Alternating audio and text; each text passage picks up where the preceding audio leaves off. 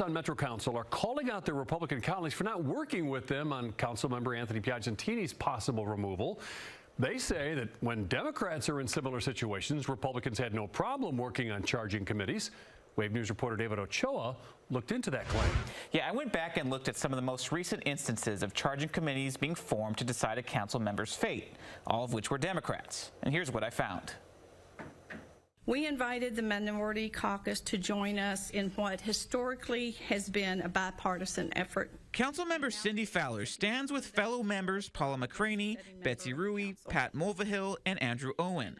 They're the charging committee for Councilmember Anthony Piagentini, and they're all Democrats, because Fowler says the Republicans won't work with them. And they claim partisan politics is behind the whole process. She says when a Democrat has been charged with misconduct, Republicans had no issue with cooperating. But now, when charges are against a member of the Minority Caucus, the senior members refuse to step up, as they have in previous cases.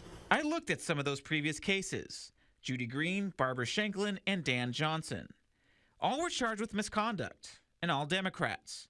Here's who made up the charging committees in those cases. Judy Green in 2011. Tina Ward-Pugh, Madonna Flood, Barbara Shanklin, Kevin Kramer, and Stuart Benson. 3 Democrats, 2 Republicans. Barbara Shanklin in 2013. Madonna Flood, Vicki Aubrey Welch, Tina Ward-Pugh, James Peden, and Jerry Miller. Again, 3 Democrats and 2 Republicans. And then Dan Johnson in 2017. Jessica Green, Brandon Cohen, Rick Blackwell, Robin Engel, and Angela Leet. Once again, 3 Democrats and 2 Republicans. I am disappointed, I'm dismayed that we find ourselves alone at the table with no cooperation from the Minority Caucus. Fowler brought up comments Councilmember Kramer made back in February when the council voted to ask the Ethics Committee for an opinion on Piagentini's actions.